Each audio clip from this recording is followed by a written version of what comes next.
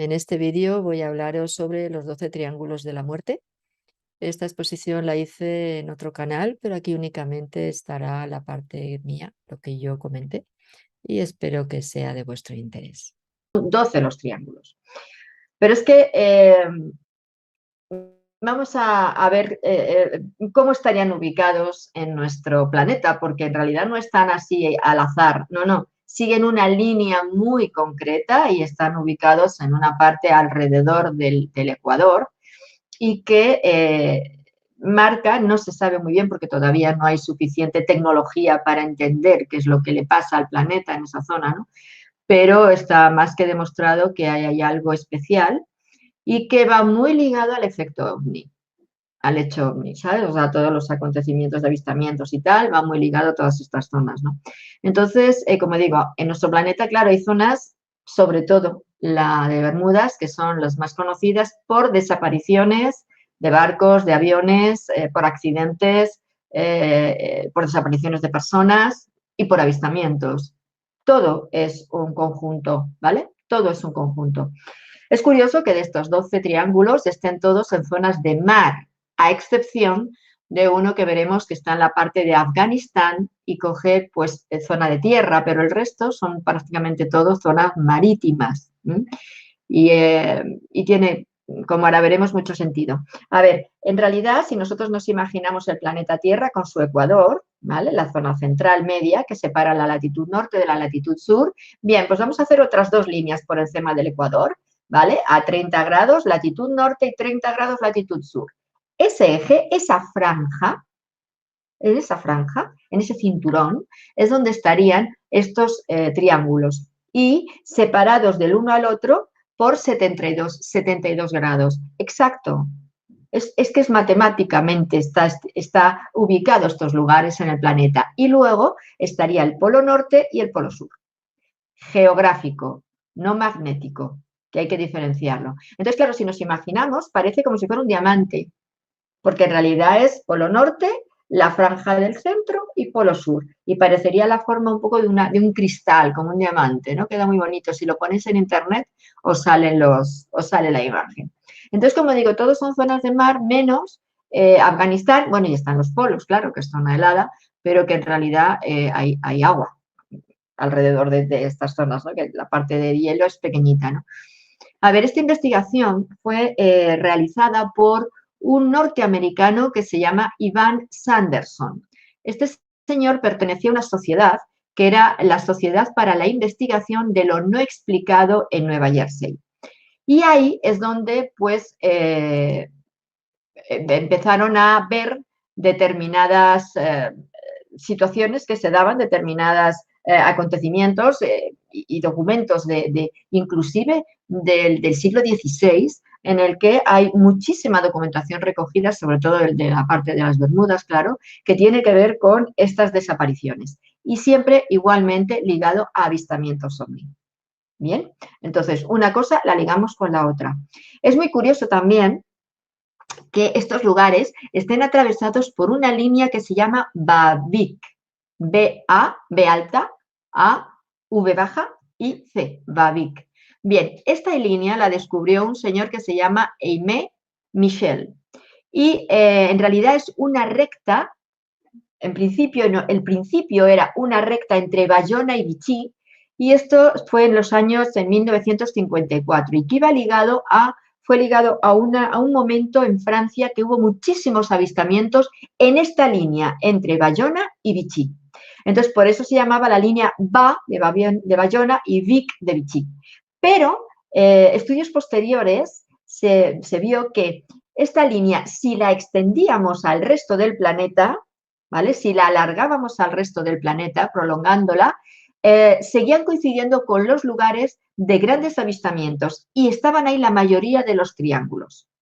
Ahora, no es una línea recta, es una línea de máxima curvatura terrestre, de manera que si nos posicionamos en Francia, en la zona de Francia, de Bayona y Vichy, así nos vamos hacia el sureste, perdón, bajaría España, Portugal, bajaría más Brasil, Argentina, Chile y empezaría a subir hacia la zona de Nueva Zelanda, Nueva Guinea, Japón. Y por el lado del este subiría, atravesaría Europa, llegaría hasta Siberia y empezaría a bajar Mongolia, China, Japón, Nueva Guinea y Nueva Zelanda para de esta manera hacer este arco como si fuera una onda muy profunda en lo que es alrededor del planeta. En estas zonas hay muchos de estos triángulos, como hemos dicho, la mayoría están relacionados con puntos de esto y sobre todo con zonas de grandes, de momentos de muchos avistamientos ovni, ¿vale? Estos triángulos los llamaron, pues, del principio, como digo, por el tema, ¿no? Los triángulos de la muerte o del diablo. Porque, claro, las circunstancias que se dan no son las más maravillosas. Está claro, ¿no? ¿Por qué las Bermudas es el más conocido? Porque es donde hay más tránsito marítimo, mayor actividad marítima y aérea desde tiempos muy antiguos. Veremos que hay una zona que no hay prácticamente información, pues porque no hay tampoco movimiento, ¿no? ¿Qué hay en estos puntos? Lo que hay es una alteración electromagnética muy potente, ¿vale? Pero no se sabe exactamente por qué.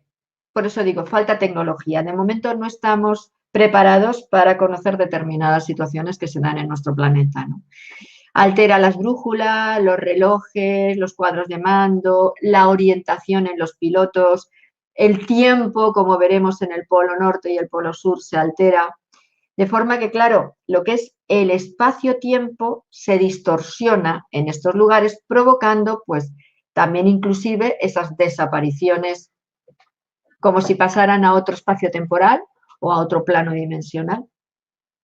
Aquí, por ejemplo, está muy en su momento, salió lo del famoso proyecto Filadelfia, ¿no? O experimento Filadelfia, que en realidad fue un bulo, no fue real, en el que un transatlántico desaparecía de un lado y aparecía en otro, no fue real.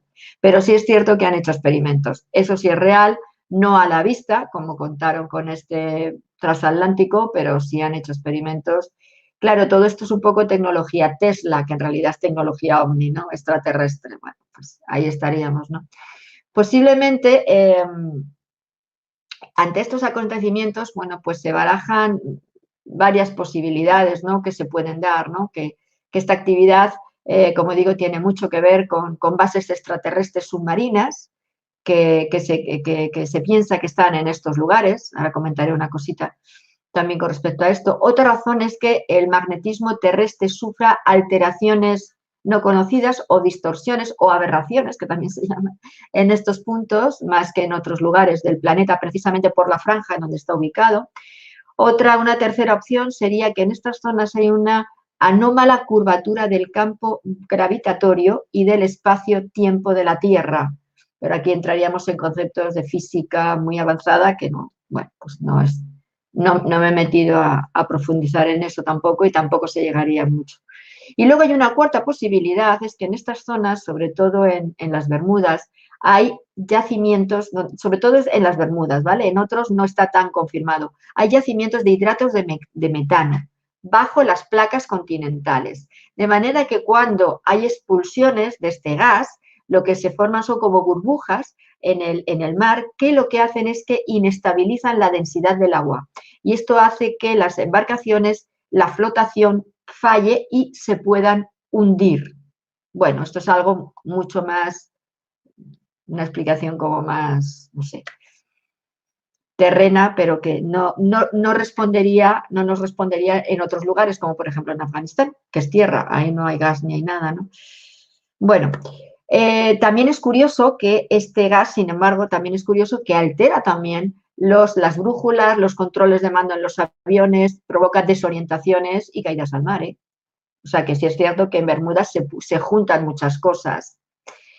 Esta cuarta opción, pues como digo, no cuadra tanto con en otros lugares, sin embargo las otras tres, pues sí. Entonces lo que he hecho es sacar estos 12 puntos, algunos tienen más explicaciones, hay más cosas que en otros, voy a intentar resumirlo lo máximo para que me dé tiempo y no me extienda mucho, ¿vale? Ahora, hay mucha información, que se puede sacar, inclusive hay algunos lugares que lo haré, sobre todo la Antártida, lo haré aparte porque es demasiada información y nos metemos en temas más truculentos de los nazis, la guerra y todo eso. Bueno, vamos al Triángulo de las Bermudas. ¿Desde cuándo hay información de que hay desapariciones de barcos en el Triángulo de las Bermudas? En el siglo XVI. Desde el siglo XVI. Desde que Colón se fue a América y otros países también hubo los templarios y los nórdicos y tal. Bueno, pues del siglo XVI ya había extrañas desapariciones en esta zona. Fijaros, muchos galeones que cargaban plata, que la traían a Europa, siguen desaparecidos en el fondo del mar.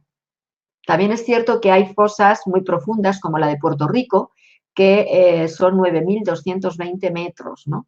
Y que es la mayor del Atlántico, aunque luego hay otras dos mucho más profundas, que una es Challenger, y además pertenecen a otro triángulo, como ahora veremos, que es la Challenger Deep, que está en el Pacífico entre Guam y Yap, que son 10.911 metros de profundidad, y la fosa de las Marianas, que son 11.000 metros. O sea que son zonas muy profundas, de manera que, claro, para lo que son estas naves que en todos estos lugares se han visto que salen y entran en el agua, lógicamente, cuanto más profundo sea el fondo marino, mucho mejor para ellos, porque así tienen mucha más movilidad sin que sean vistos, a no ser que suban a la superficie, y es cuando nosotros los vemos, ¿no?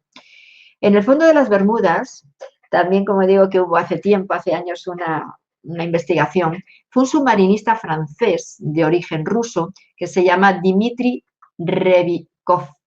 Este hombre descubrió en las costas de la isla Birmini un enorme muro que estaba a poca profundidad, a unos 60-70 metros, tampoco era tanto, ¿no? Y que era un inmenso muro y que estaba claro que por cómo estaba construido, con toda seguridad, era artificial. Fijaros que este muro era muy alto y se cree que, porque claro, esa zona de las Bermudas, en los tiempos de la glaciación, estamos hablando de 11 y 12.000 años para atrás, en la última glaciación, que el mar estaba mucho más abajo, cuando se hizo la glaciación, claro, el mar subió y se hundieron determinadas zonas. Bien, pues este muro estaba sobre tierra a 100 metros, o sea, era una zona muy alta. Claro, en la zona del Atlántico se puede pensar que pudiera pertenecer a lo mejor a la Atlántida, no se sabe, ¿no? Pero fijaros que este muro tiene unas gigantescas piedras labradas en formas como cuadrados de unos 6 metros de largo, ¿no? Y claro, se considera artificial por la perfección del labrado de la piedra, la regularidad de los bloques y la ubicación en línea perfecta. Eso la naturaleza no lo puede hacer. Por lo que, bueno, pues ahí también está esta parte que inclusive yo recuerdo en este artículo que decían que estuvieron grabando y se oía como golpes al otro lado del muro o como especie de como zumbido, como si fueran unos ventiladores muy grandes. Estoy hablando de los años 70, ¿vale? Entonces, bueno, ahí dejo lo del muro también, como otra curiosidad más de esta zona de las Bermudas, ¿no? Pero fijaros que, como decía, desde el siglo XVI estamos teniendo de los marineros, y el siglo XVII, los marineros ya daban información sobre desapariciones y huían de esta zona. Ellos no querían, porque además en esta zona hay una serie de islotes de coral y decían que ahí vivían unos demonios escondidos bajo el agua que les llevaba a la muerte tras hundir los barcos. Por eso los llamaban las Islas del Diablo. O sea, tenían muchísimo miedo. Pero aquí hay mucha documentación en esta zona también de avistamientos y no solamente de que se ven en el cielo, sino que salen y entran del mar, que es lo importante de estos triángulos, que los avistamientos es porque salen y entran del mar. Y eso está en todos los triángulos, ¿vale? Y además también se ven que en estas zonas también que hay bolas de energía, bolas de luz, que se aproximan a las naves, que rodean a las naves y que entran en el agua, igualmente salen y vuelan alrededor de las naves, estas bolas o esferas de luz, ¿vale? Esto, bueno, pues un poquito el resumido en el Triángulo de Bermudas, que es el más conocido. Vamos a ir al resto que no se conoce tanto. Vamos al Triángulo del Mar del Diablo. ¿Dónde está esto? En Japón. Se extiende desde el archipiélago japonés hasta las Islas Marianas, que ahí es donde está una de las fosas más profundas, ¿no? La más profunda, ¿no? Bien, esta zona es, aparte de la fosa de las Marianas, hay otras fosas muy profundas también y además es una zona de gran actividad volcánica porque ya sabéis que está cerca del cinturón de fuego del Pacífico Norte, ¿no? Entonces hay mucho movimiento, maremotos, etcétera, erupciones volcánicas bajo el mar, etcétera, ¿no? Los pescadores de la zona hablan, es curioso además, otra cosa importante de estos lugares es que en todos ellos, bueno, en todos los que son de mar, en la mayoría, no diré en todos, pero en la mayoría de ellos, son zonas de grandes bancos de pesca. Va ligado también a que hay mucha pesca, ¿vale? Entonces, claro, los pescadores pues van para allá, lógicamente. Entonces, los pescadores en esta zona en concreto del Japón hablan de grandes bancos de pesca, ¿no? Pero también de grandes monstruos que suben a la superficie y devoran a los pescadores. Y además es curioso que en la mayoría de los casos se unan el monstruo, la sombra bajo el agua, las luces, el movimiento como si ebulliera, el agua hirviera, la grasa. O sea, en casi todos nos están hablando prácticamente de lo mismo, los marineros de la zona, ¿no? Entonces, por supuesto que aquí también hay mucha documentación de desaparecidos, tanto en barcos como en aviones, en circunstancias extrañas, sobre todo en la Segunda Guerra Mundial. La Segunda Guerra Mundial fue un tiempo muy curioso con respecto a avistamientos de naves extraterrestres o quizá a lo mejor no eran tan extraterrestres. En la Antártida, como digo, es donde más se ha focalizado, que se consideró al principio un mito, pero cada vez se está viendo y demostrando que es cierto, que lo que eran los científicos alemanes, los científicos de los grupos nazis, de los SS, desarrollaron muchísimo la tecnología e inclusive lo que tenían era tecnología extraterrestre, porque hay planos de naves tal cual las conocemos, ¿no? Ahí ya conocemos pues los grupos como Brill y otros de mediums que recogían información al respecto, ¿no? Y que colaboraban con los científicos. Y no es un mito, es real. Entonces, la Segunda Guerra Mundial fue un momento de muchísimos avistamientos y mucho movimiento en este sentido, ¿no?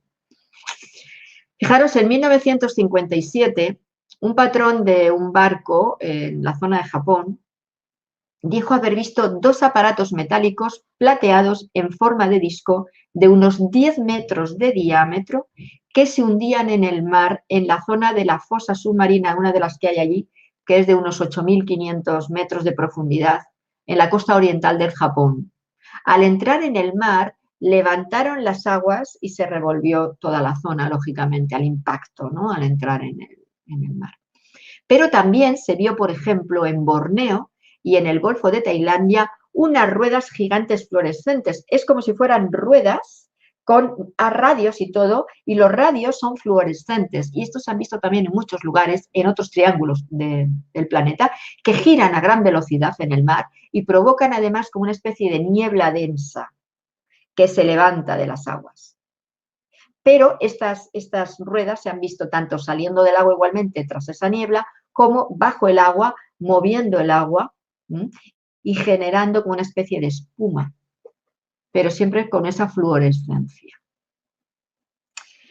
Siguiente triángulo, Mediterráneo occidental. Aquí estamos en España. De España tengo cantidad de información, pero solamente he querido coger 2 o 3 cositas para que, como digo, me dé tiempo a los 12 lugares, ¿no? Pero de España sí que hay mucha más información, lógicamente porque estamos aquí, y hay mucha documentación a la que se puede acceder, más que en otros lugares, ¿no?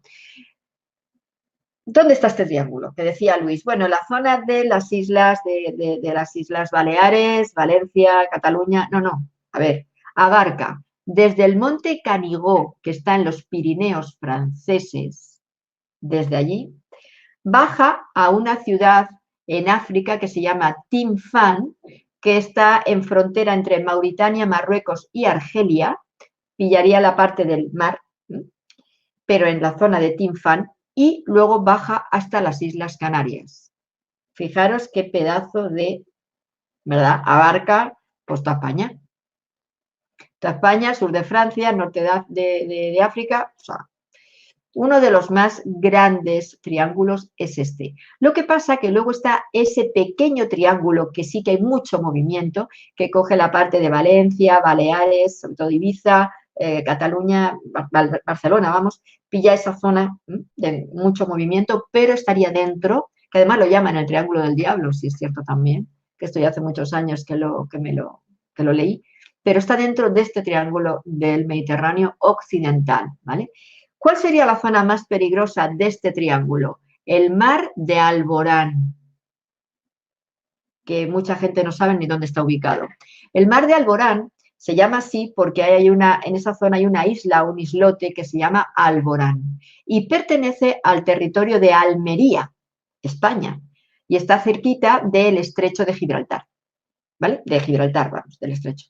Entonces, esa zona, que es donde está la isla, el mar de Alborán, ha habido cantidad de desapariciones desde tiempos míticos. De ahí es de donde viene eso de los monstruos que estaban cruzando este estrecho y toda esta leyenda, que bueno, no era leyenda, si consideramos los monstruos como posibles objetos no identificados submarinos, pues ya podemos saber por dónde vamos, ¿no? Entonces aquí, desde tiempos muy antiguos también se veían lo que los antiguos llamaban fuegos fatuos, que es justamente esas especies de bolitas de luz, que es como fuego, que surgen del mar, vuelan, rodean a los barcos, se van, entran en el mar. No sabían cómo llamarlo y los llamaban fuegos fatuos. Ahora los identificaríamos con lo que son estos ovnis, ¿no?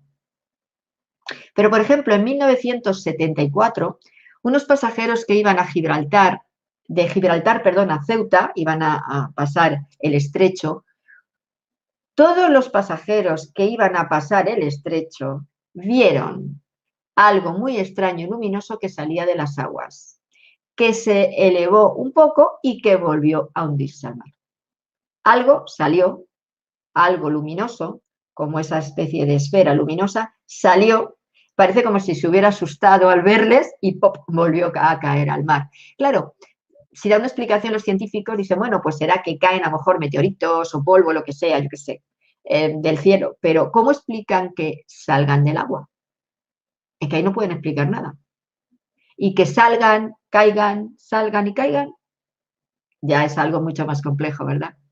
Bueno, pues todas estas personas lo vieron en 1974.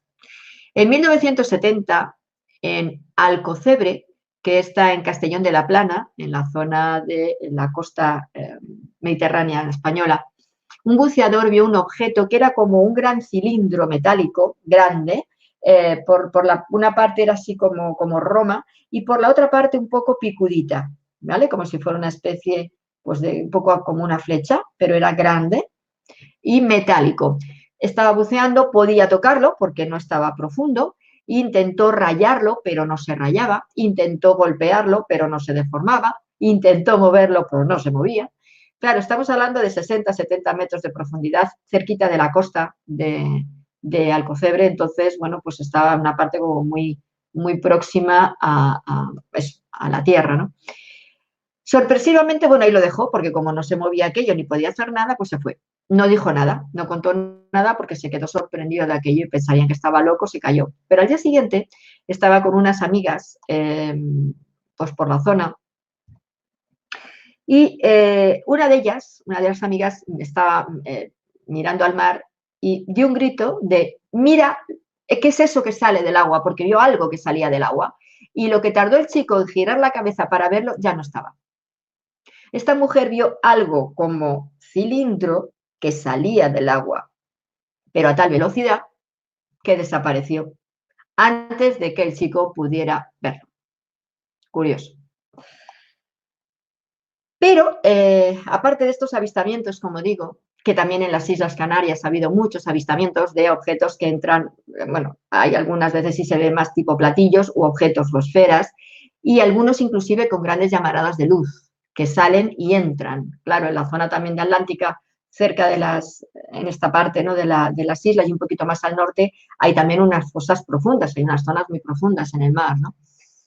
Pero aparte de esto, como digo, también en estas zonas, sobre todo en la zona de Alborán y en la parte del Atlántico cercano a las islas, ha habido bastantes desapariciones y hay documentación de mucha desaparición, igualmente de barcos, de aviones, de que se pierden, de que se desorientan, de que no controlan los radares ni nada, ¿no? Ahora, se considera que de este triángulo el epicentro más peligroso sea ese mar de Alborán en la zona de Almería.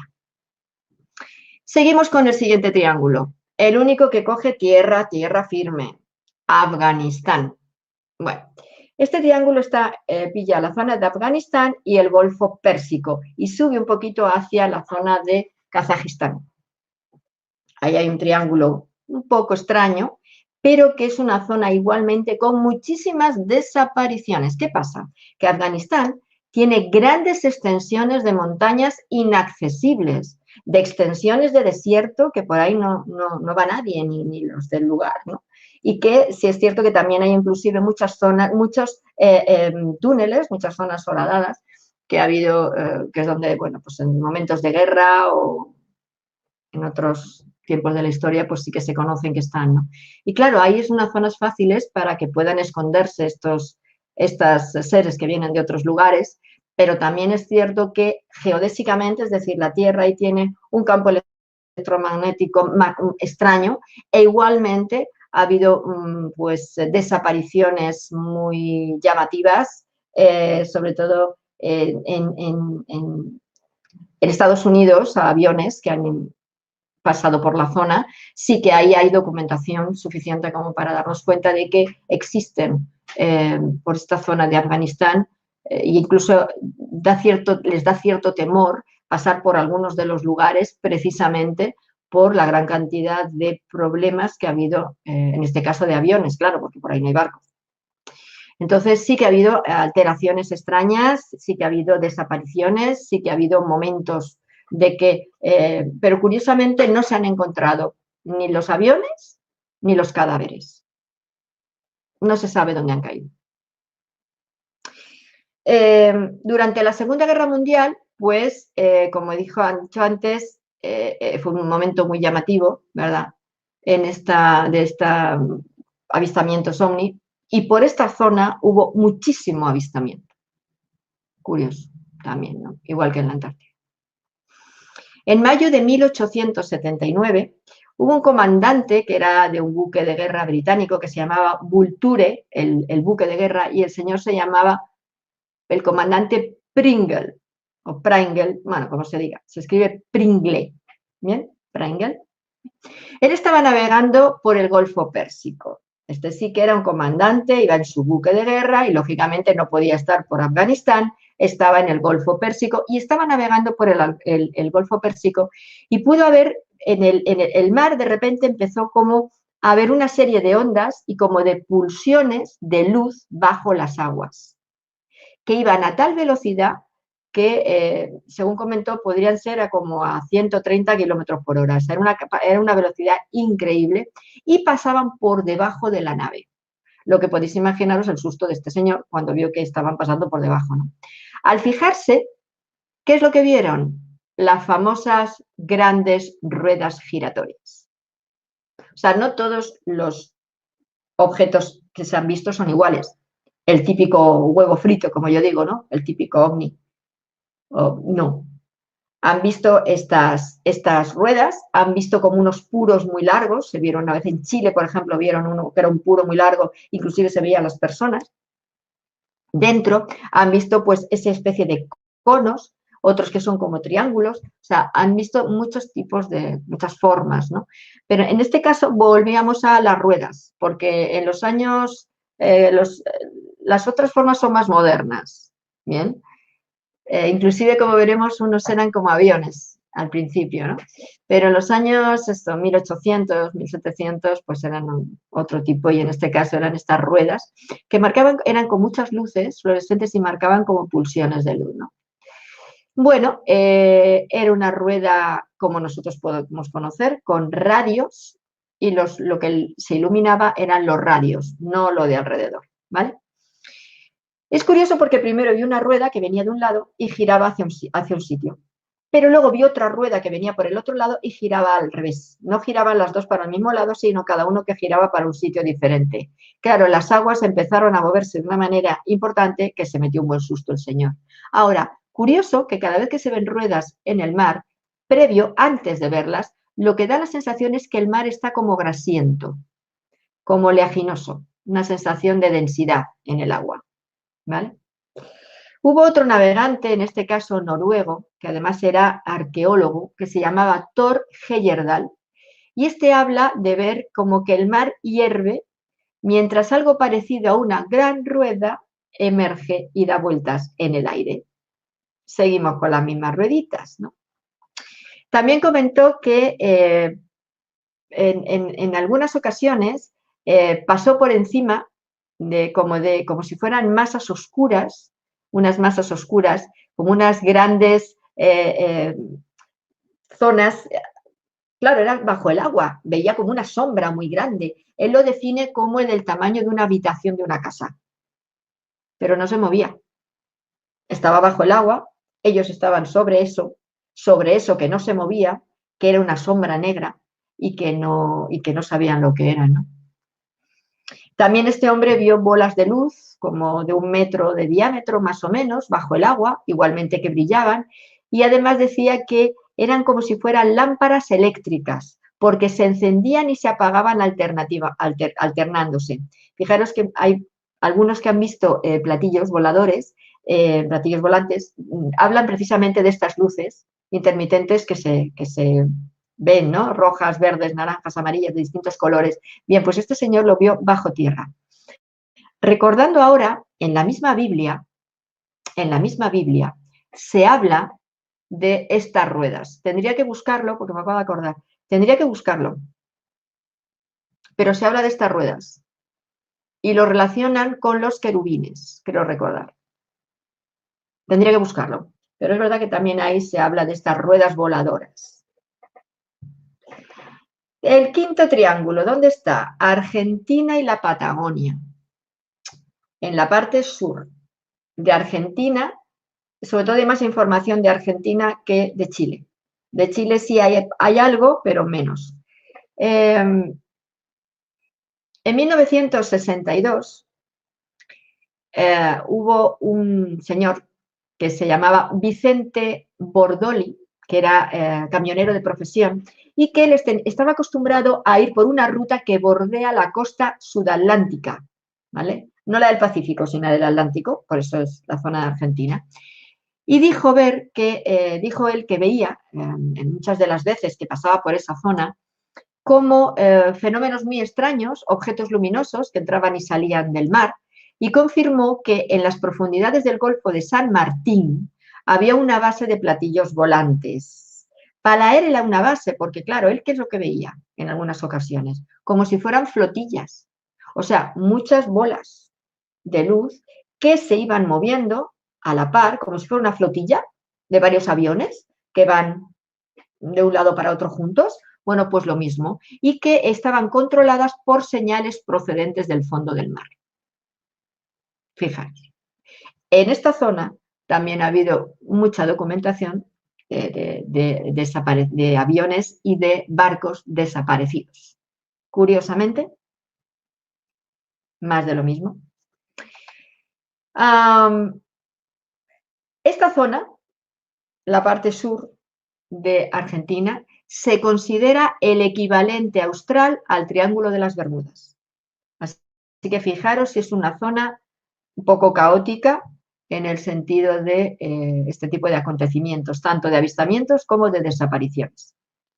El caso más antiguo que se conoce de esta zona es del año 1950, de un hombre llamado Romeo Ernesto Suárez.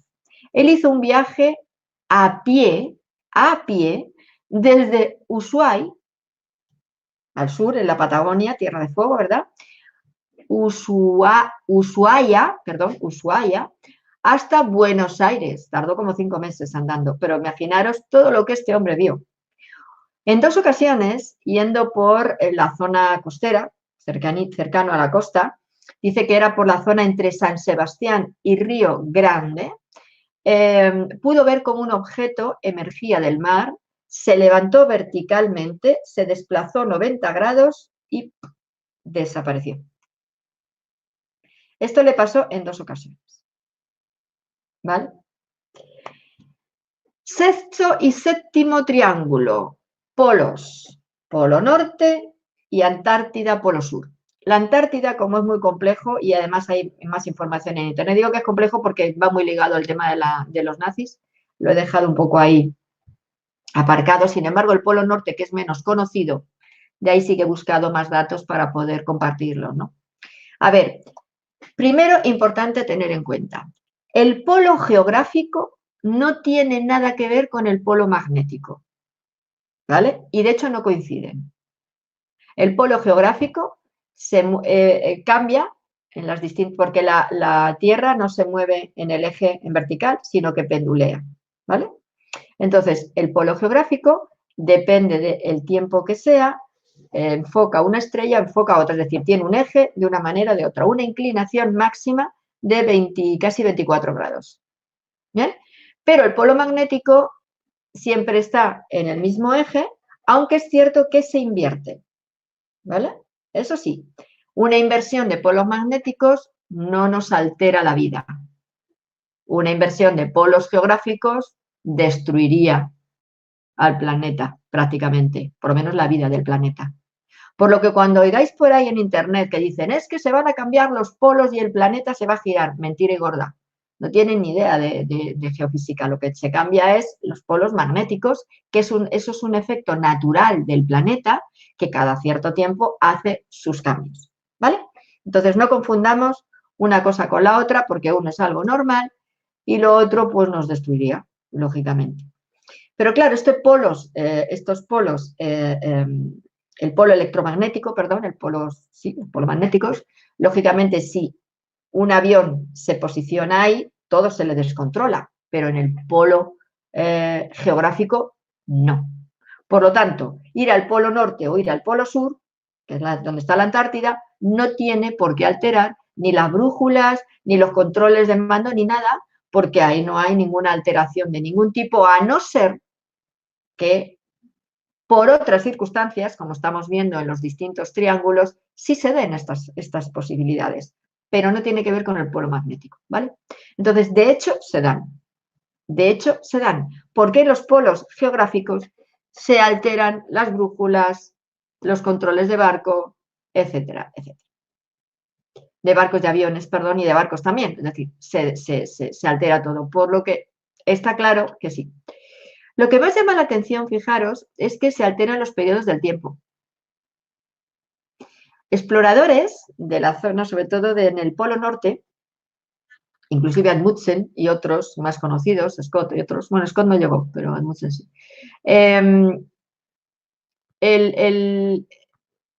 Lo que comentan es que se les altera el tiempo, es decir, tardan o más o menos de lo previsto, pero bastante más o bastante menos de lo previsto. Claro, esto es un síntoma de que hay una alteración como en estos otros triángulos que hemos visto hasta ahora. En los años 32 y 33 se vieron volar aviones fantasmas, los llamaban así, en la península de Escandinavia. Estamos hablando de 1932-1933.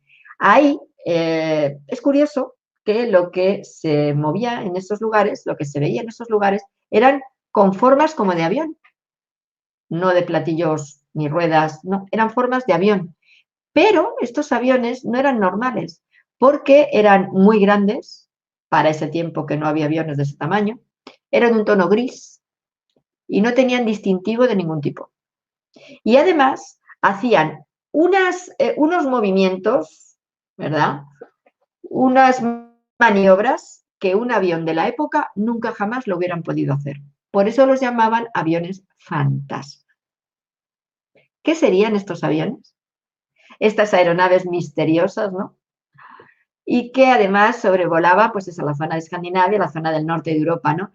Y emitían unas luces cegadoras.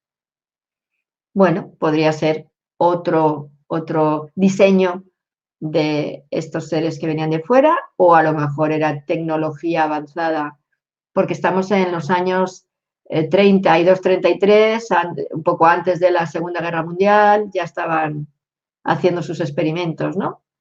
Pero ahí queda esa información, ¿no?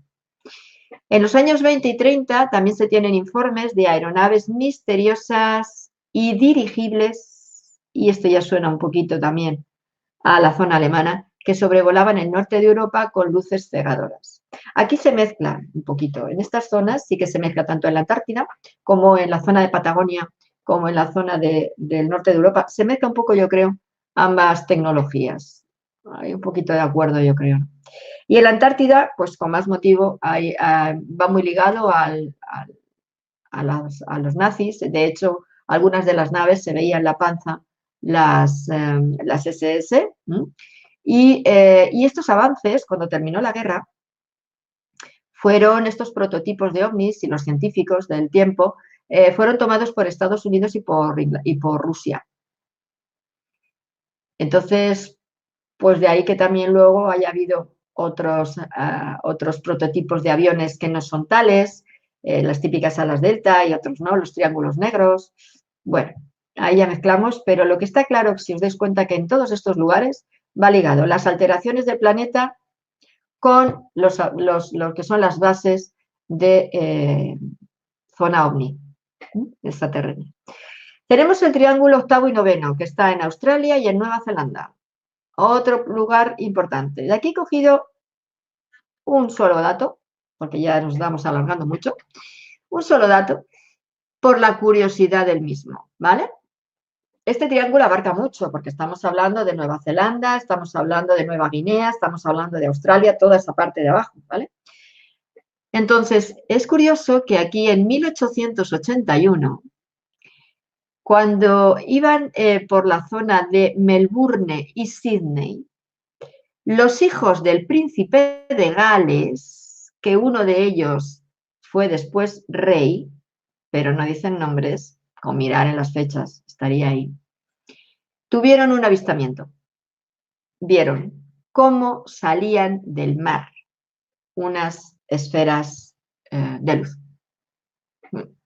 Igualmente, en esta zona, sobre todo pescadores del lugar, hay zonas por las que no van porque es cierto que tienen miedo por cómo el mar surge del mar, todo esto que os he estado describiendo, y que hay veces que desaparecen los barcos, los pequeños barquitas, pequeños barcos, y inclusive también aviones igualmente, ¿vale? Cuando digo desaparecen es que no se sabe a dónde van, porque ni se encuentran en el fondo del mar, ni surgen en otros lugares, y las personas, y si surgen y si luego vuelven a aparecer estos navíos o estos aviones, están vacíos. Que podían aparecer los muertos o restos de algo, nunca aparece nada. ¿Vale? En el undécimo y duodécimo triángulo, que estaría en África del Sur, en el Pacífico Norte y en el Pacífico Sur, pues de África, en la zona de África del Sur, ha habido mucha documentación de pilotos que han tenido avistamientos. Igualmente está todo documentado, ¿vale? En el Pacífico Sur es donde no hay información. Pero ¿por qué se considera que es otro triángulo? Porque forma parte de estas dos líneas que os he dicho al principio, donde está esta alteración, ¿vale? Esta aberración, entre comillas, que como lo llaman, geodésica o geomagnética del planeta. Pero en el Pacífico Sur, como no está muy transitada la zona, pues lógicamente no se tiene mucha documentación. Pero claro, pensemos, cuanto menos transitada sea una zona, más favorable es para bases subacuáticas de ovnis, que luego pueden ir a otros lugares, ¿no? Sin embargo, en el Pacífico Norte sí tendríamos que la zona sería entre California y las Islas Aleutianas. Las Islas Aleutianas está en la zona de Alaska, que hay como una especie de brazo así de mar, y ahí están una serie de islitas y son las Islas Aleutianas. Y ahí es donde hay graves, pero grandes alteraciones geomagnéticas y, por supuesto, mucho avistamiento. Al igual que la isla de Pascua, que también es otro lugar relevante. Es curioso porque cuando he estado estudiando estos 12 lugares, en su momento, y los que habéis hecho el curso de extracción de implantes o autoextracción de implantes, A mí en su momento me dieron 4 lugares en el planeta, que es donde está el control de esta tecnología OVNI. Y mi sorpresa ha sido que coincide con 3 de estos triángulos. No, con 4, perdón. Pues sí, con 4 de ellos, porque son 4 lugares con 4 de ellos. Uno está en la zona de justamente California, un poquito más abajo, Miami, pillaría también esa parte del Pacífico Norte. La otra está en la zona de la Antártida, la otra está en el mar de Japón y la otra está en el Golfo Pérsico. ¿Casualidad? Porque yo cuando me dieron esa información no tenía ni idea de los triángulos. Pensad que estamos hablando del año 2009, 2008, 2009, cuando yo recibí esta información. Yo entonces no sabía de estos triángulos. Bueno, por un lado, bien, porque así me reafirma, me confirma de que la información que he recibido es correcta y pues eso, me alienta a seguir trabajando e investigando en esta línea.